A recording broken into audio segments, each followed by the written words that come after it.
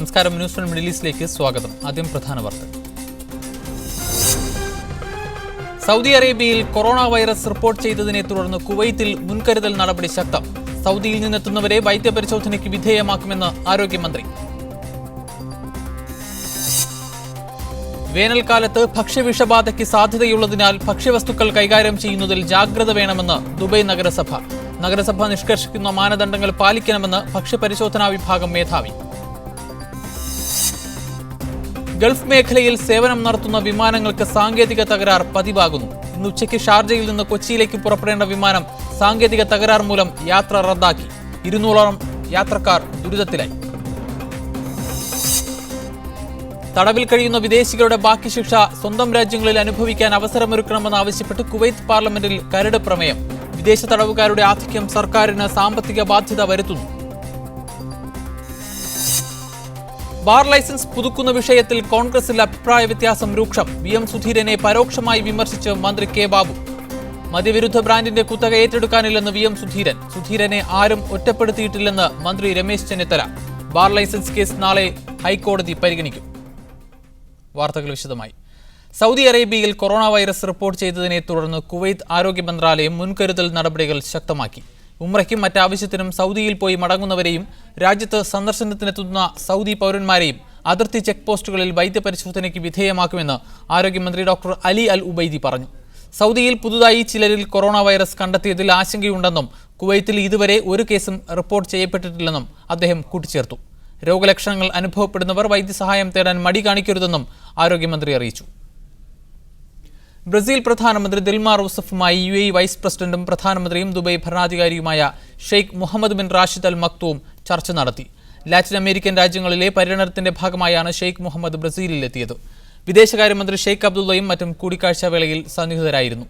ഉഭയകക്ഷി ബന്ധം മെച്ചപ്പെടുത്താൻ എല്ലാ തുറകളിലും സഹകരണം വിപുലീകരിക്കാൻ നേതാക്കൾ തീരുമാനിച്ചു. വേനൽക്കാലത്ത് ഭക്ഷ്യവിഷബാധയ്ക്ക് സാധ്യതയുള്ളതിനാൽ ഭക്ഷ്യവസ്തുക്കൾ കൈകാര്യം ചെയ്യുന്നതിൽ അതീവ ജാഗ്രത പുലർത്തണമെന്ന് ദുബൈ നഗരസഭ ഹോട്ടൽ ഉടമകളോടും റെസ്റ്റോറന്റുകളോടും ആവശ്യപ്പെട്ടു. പാകം ചെയ്ത ഭക്ഷ്യവസ്തുക്കൾ അനുയോജ്യമായ ഊഷ്മാവിൽ സൂക്ഷിച്ചില്ലെങ്കിൽ ബാക്ടീരിയ പ്രവർത്തിച്ച് ഭക്ഷ്യവിഷബാധയ്ക്ക് കാരണമാകും.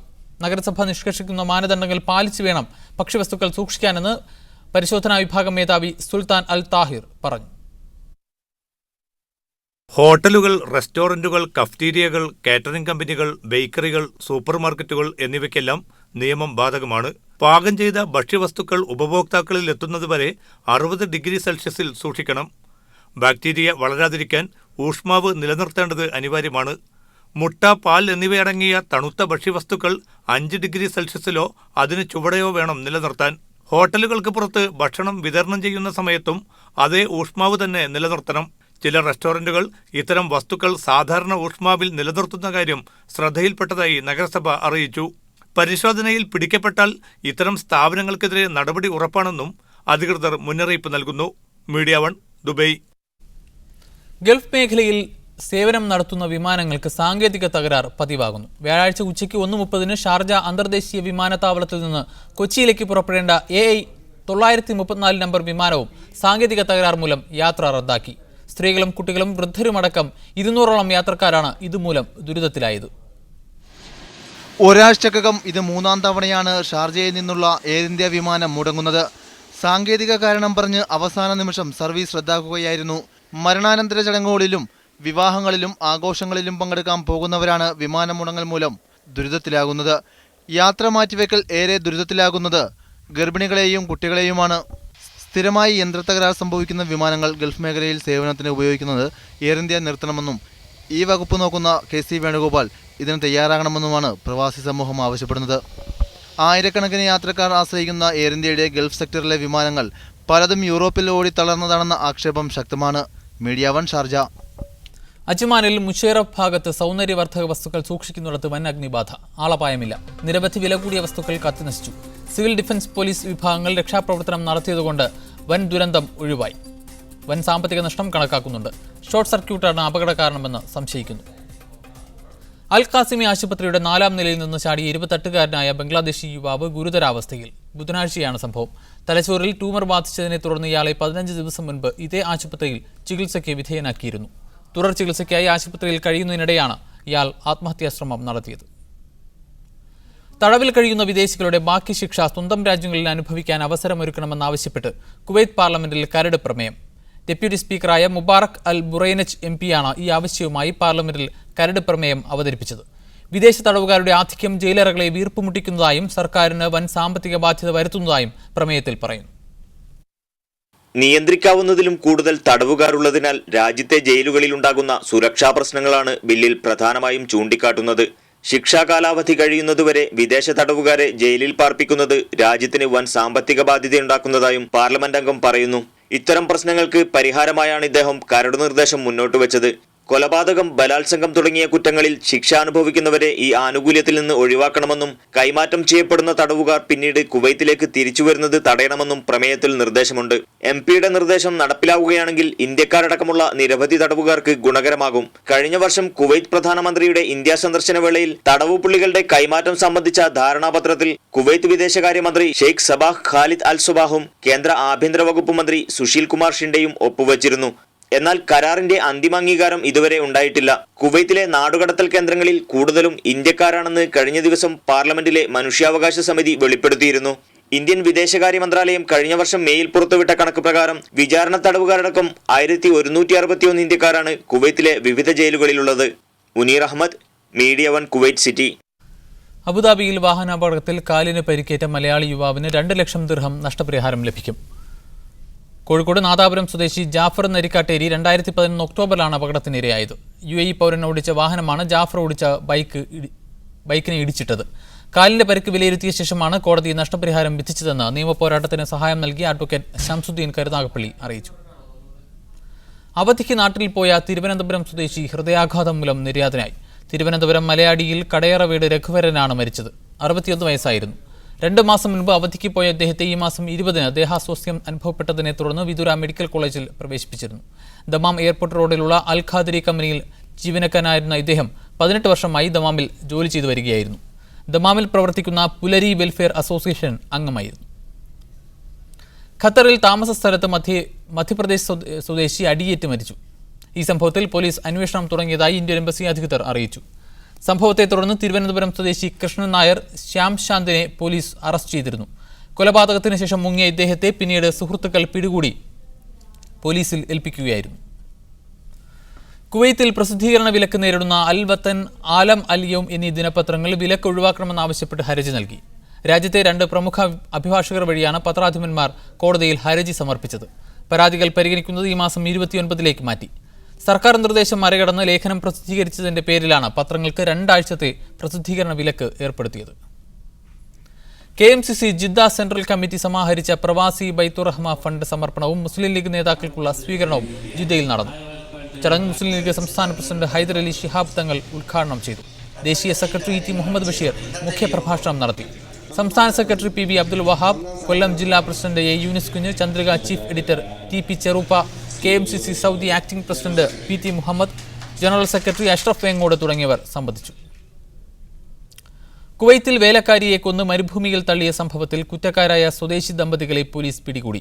കഴിഞ്ഞ ദിവസം ജനൂബ് അൽ സൂറയിലെ ആളൊഴിഞ്ഞ മൈതാനത്തായിരുന്നു മുഖത്തും ശരീരഭാഗങ്ങളിലും പരിക്കുകളോടെ ഏഷ്യക്കാരിയുടെ മൃതദേഹം കണ്ടെത്തിയത്.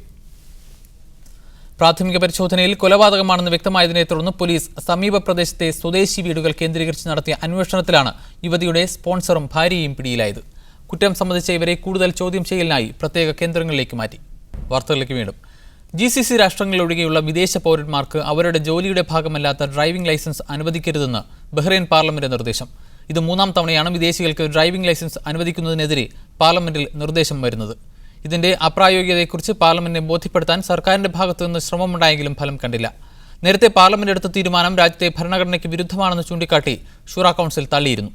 ജോലിയുടെ പ്രകൃതിക്കനുസരിച്ച് ഡ്രൈവിംഗ് ലൈസൻസ് നൽകുന്നത് നിയന്ത്രിക്കണമെന്നാണ് പാർലമെന്റിന്റെ അഭിപ്രായമെന്ന് പാർലമെന്റ് അംഗം അബ്ദുള്ള അദ്ദൂസരി വ്യക്തമാക്കി. ലുലു ഹൈപ്പർ മാർക്കറ്റ് ശാഖകളിൽ ടേസ്റ്റ് ഓഫ് ദി വേൾഡ് ഭക്ഷ്യമേളയ്ക്ക് തുടക്കമായി. ലുലു അൽറായി ശാഖയിൽ ഇന്ത്യയിലെ പ്രശസ്ത കുക്കറി വിദഗ്ധൻ റിപ്പുദമാൻ ഹണ്ട ഭക്ഷ്യമേളയുടെ ഉദ്ഘാടനം നിർവഹിച്ചു. ലോകത്തിന്റെ വിവിധ ഭാഗങ്ങളിലെ ഭക്ഷ്യവിഭവങ്ങളും പാചകരീതികളും പരിചയപ്പെടുത്തുന്ന മേളയിൽ സീനിയർ ഷെഫ് കോൺടെസ്റ്റ്, പാചക മത്സരങ്ങൾ, chit chat with master chef, taste and win contest എന്നിവയും അരങ്ങേറും.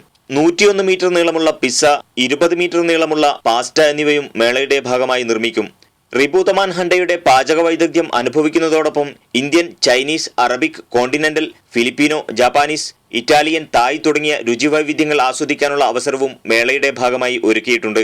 10 ദിവസം നീണ്ടു നിൽക്കുന്ന ഭക്ഷ്യമേള മെയ് 3 അവസാനിക്കും. Media 1, Kuwait city.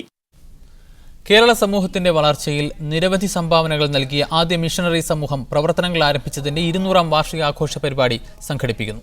April 26 ഷാർജയിലാണ് CSI പാരിഷിന്റെ ആഭിമുഖ്യത്തിൽ പരിപാടി സംഘടിപ്പിക്കുന്നത്. കേരളത്തിലെ ആദ്യത്തെ മിഷണറി സംഘം പ്രവർത്തനം ആരംഭിച്ചതിന്റെ 200ാം വാർഷികാഘോഷ പരിപാടിയാണ് CSI മധ്യ കേരള മഹാ ഇടവകയുടെ നേതൃത്വത്തിൽ ആരംഭിച്ചത്. ആഘോഷത്തിന്റെ ഭാഗമായി ഷാർജ CSI പാരിഷിന്റെ ആഭിമുഖ്യത്തിൽ ഏപ്രിൽ 26-ാം തീയതി പൊതുസമ്മേളനവും മിഷണറി ചരിത്രത്തെയും കേരളീയ സമൂഹത്തിൽ അവരുടെ സംഭാവനകളെയും ആസ്പദമാക്കി നിർമ്മിച്ച വീഡിയോ പ്രകാശനവും നടക്കുമെന്ന് സഭാ അധികൃതർ വാർത്താസമ്മേളനത്തിൽ അറിയിച്ചു. ശനിയാഴ്ച വൈകിട്ട് 7:30 CSI മധ്യ കേരള മഹാ ഇടവക ബിഷപ്പ് തോമസ് കെ ഉമ്മൻ തിരുമേനിയുടെ അധ്യക്ഷതയിൽ പരിപാടി നടക്കും. സമ്മേളനത്തിൽ UAE Indian ambassador TP Sitaram, Sharjah chamber of commerce chairman, ഇന്ത്യയിൽ നിന്നുള്ള വ്യവസായ പ്രമുഖർ തുടങ്ങി നിരവധി പേർ പങ്കെടുക്കും. കേരളത്തിലെ ആദ്യ മിഷണറി സമൂഹമായ CMS സമൂഹത്തിന്റെ സമൂല പരിവർത്തനത്തിന് നേതൃത്വം നൽകിയെന്ന് ബിഷപ്പ് തോമസ് കെ ഉമ്മൻ തിരുമേനി പറഞ്ഞു. മലയാള ഭാഷയ്ക്കും സാഹിത്യത്തിനും മിഷണറിമാർ നിരവധി സംഭാവനകൾ നൽകി. കേരളത്തിൽ നിരവധി വിദ്യാലയങ്ങൾ മിഷണറിമാർ സ്ഥാപിച്ചെന്നും അദ്ദേഹം പറഞ്ഞു. ഷാർജ CSI പാരിഷ് പ്രതിനിധി father Jacob John Mullakkal, Thomas George, Abraham Mathew എന്നിവർ വാർത്താസമ്മേളനത്തിൽ പങ്കെടുത്തു. Media 1, Dubai. Kerala Sahitya academy ഭാരവാഹികൾ മീഡിയ 1 ദോഹ ബ്യൂറോ സന്ദർശിച്ചു. അക്കാദമി പ്രസിഡന്റ് പെരുമ്പടവം ശ്രീധരന്റെ നേതൃത്വത്തിൽ M. Mukundan, academy vice president Akbar Kakkattil, നിർവാഹക സമിതി അംഗം PK പാറക്കടവ് എന്നിവരാണ് സംഘത്തിലുണ്ടായിരുന്നത്. ഖത്തറിൽ ഫ്രഞ്ച് കൾച്ചറൽ സെന്ററിന്റെ സഹകരണത്തോടുകൂടി സംഘടിപ്പിക്കുന്ന അക്ഷരപ്രവാസം 2014 സാഹിത്യ ശില്പശാലയിൽ പങ്കെടുക്കാൻ ദോഹയിലെത്തിയതായിരുന്നു സംഘം. മാധ്യമം കുടുംബവുമായി തനിക്കുള്ളത് ഹൃദയബന്ധമാണെന്ന് M. മുകുന്ദൻ പറഞ്ഞു. മാധ്യമം ബ്യൂറോയും സംഘം സന്ദർശിച്ചു. സ്വദേശിവൽക്കരണത്തിന് ഊന്നൽ നൽകി ദുബൈയിൽ നടക്കുന്ന UAE കരിയേഴ്സ് പ്രദർശനം വൻ ജനശ്രദ്ധയെ ആകർഷിക്കുന്നു. സ്വദേശികൾക്ക് മാത്രമായി നടക്കുന്ന തൊഴിലവസര പ്രദർശനത്തിലേക്ക് സ്വദേശി പൗരന്മാരുടെ വൻ ഒഴുക്കാണ് ഉണ്ടായത്. സ്വദേശിവൽക്കരണത്തിന് ആക്കം കൂട്ടാനുള്ള UAE വൈസ് പ്രസിഡന്റും പ്രധാനമന്ത്രിയും ദുബായ് ഭരണാധികാരിയുമായ Sheikh Mohammed bin Rashid Al മക്തൂമിന്റെ നിർദ്ദേശമനുസരിച്ചാണ് UAE കരിയേഴ്സ് പ്രദർശനം നടക്കുന്നത്. സ്വദേശിവൽക്കരണം ശക്തിപ്പെടുത്തുകയെന്ന ലക്ഷ്യത്തോടെ നടക്കുന്ന പ്രദർശനം സ്വദേശി പൗരന്മാർക്കുള്ള തൊഴിലവസരങ്ങൾ മാത്രമാണ് വിളംബരം ചെയ്യുന്നത്. ഇന്ന് അവസാനിക്കുന്ന പ്രദർശനത്തിൽ നിരവധി പൊതുമേഖലാ സ്വകാര്യ സ്ഥാപനങ്ങൾ തങ്ങളുടെ തൊഴിലവസരങ്ങൾ പുറത്തുവിടുകയും റിക്രൂട്ട്മെന്റ് നടത്തുകയും ചെയ്തു.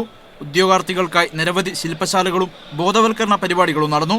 സ്വദേശികൾ കൂടുതൽ ബോധവാന്മാരാണെന്നതിന്റെ തെളിവാണ് പ്രദർശനത്തിനെത്തിയ ഈ ജനക്കൂട്ടമെന്ന് അൽഫുത്തൈം കമ്പനി പ്രതിനിധി പറയുന്നു. نقدم إن شاء الله مجموعة من الوظائف الكبيرة تقريبا 100 وظيفة مع عدد كبير من البروجرامات اللي هو 9 بروجرامات إن شاء الله عندنا للمواطنين والوظائف اللي عندنا. വിവിധ എമിറേറ്റുകളുടെ സർക്കാർ വകുപ്പുകൾക്ക് പുറമെ അൽഹബ്തൂർ ഗ്രൂപ്പ്, AW റസ്തമാനി, ദുബായ് ഇൻഷുറൻസ് തുടങ്ങി അസംഖ്യം കമ്പനികളാണ് പ്രദർശനത്തിനെത്തിയത്. The exhibition so far has been very good.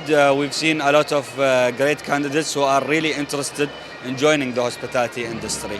UAE തൊഴിലവസരങ്ങൾ വർദ്ധിക്കുന്നുണ്ടെങ്കിലും ഇതര ഗൾഫ് രാജ്യങ്ങളിലെ പോലെ തന്നെ സ്വദേശിവൽക്കരണം ശക്തമാവുന്നുവെന്നതിന്റെ സൂചനയാണ് ഈ എക്സിബിഷനും നൽകുന്നത്. ദുബായിൽ നിന്നും ഹാരിസ് അരിക്കോട്.